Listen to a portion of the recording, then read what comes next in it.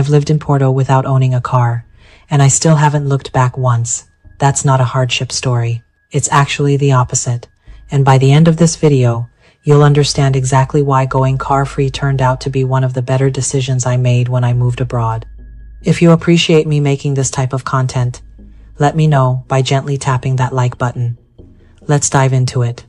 Before I get into the why, let me be clear about what car-free actually looks like day to day, because I think people picture something more limiting than it really is.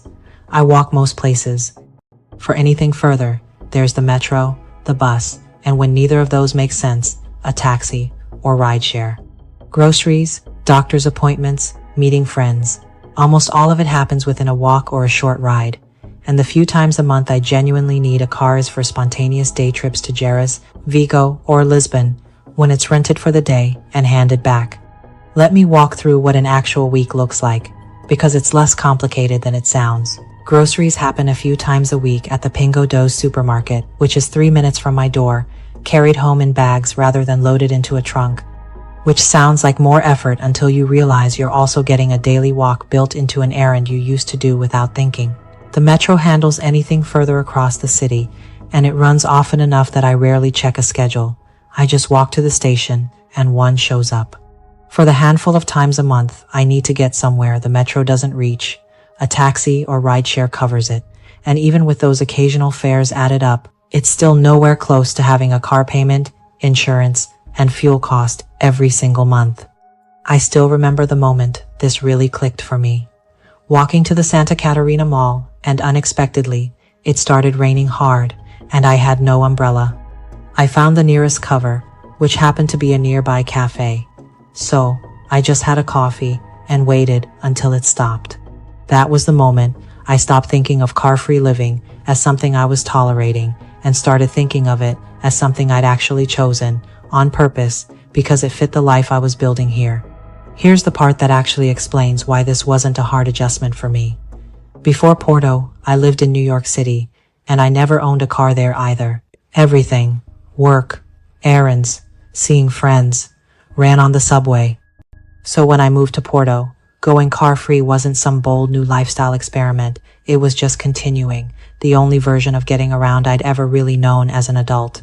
Porto happens to be a dense, walkable city with real public transit, so the skills I already had, reading a metro map, timing a walk, planning around a transit schedule instead of a parking spot, transferred over almost exactly as they were. Driving here comes with its own headaches anyway. Narrow streets, limited parking, one-way systems that seem designed to confuse anyone who didn't grow up navigating them, so there was never really a moment where I felt like I was giving something up by skipping it. Let's start with the money, because that's usually what people ask about first.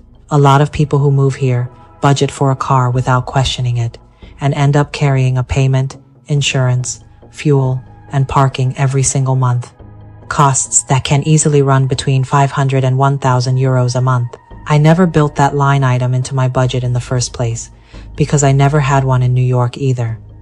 I'm living off freelance work and savings at this stage of my life, and skipping an expense most people assume is unavoidable is the kind of quiet advantage that adds up over a year in a way a single big purchase never would. I love to walk everywhere, and that's why moving to Europe made it the easier choice due to its walkability factor. Quick break. If you want more specifics on what daily costs actually look like living here, check the description and the pinned comment below for more on that. Alright, back to it. Walking everywhere also changed my relationship with the city itself, and I didn't see this coming either. When you drive somewhere, you experience a destination and not much else.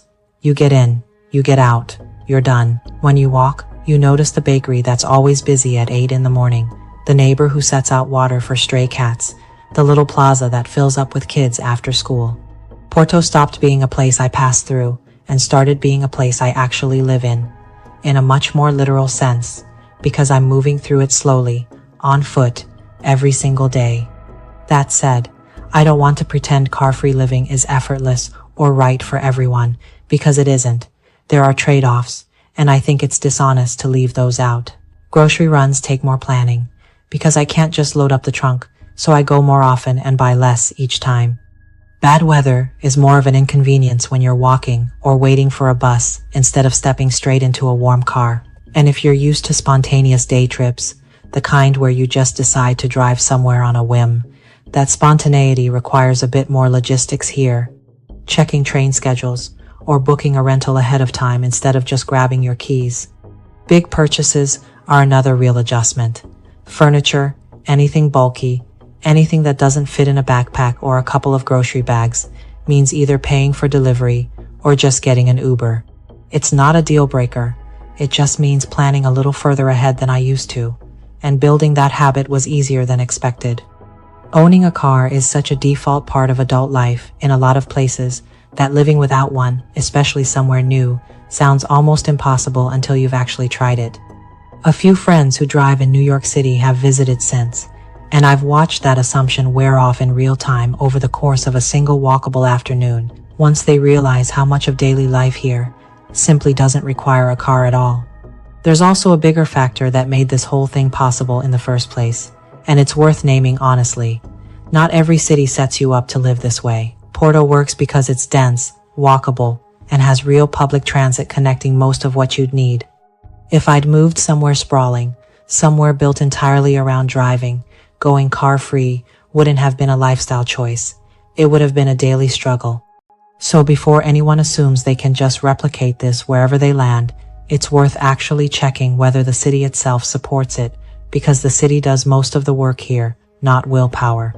Looking back after 5 years, the thing I didn't expect is how rare it turned out to be to just continue a lifestyle, instead of overhauling it when I moved abroad.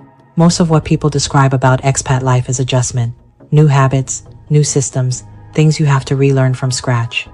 This is one of the few pieces that simply carried over, city to city, decade to decade, without me having to think twice about it. I'm not saying everyone should go car-free. I'm saying it's worth noticing which parts of your life are already set up to travel well with you, because those are usually the easiest parts of any move. If you're considering a move somewhere walkable, my honest advice is to actually test it before committing. Spend a few weeks somewhere, relying only on walking and public transit before you decide car-free living is for you, the way you'd test drive anything else important.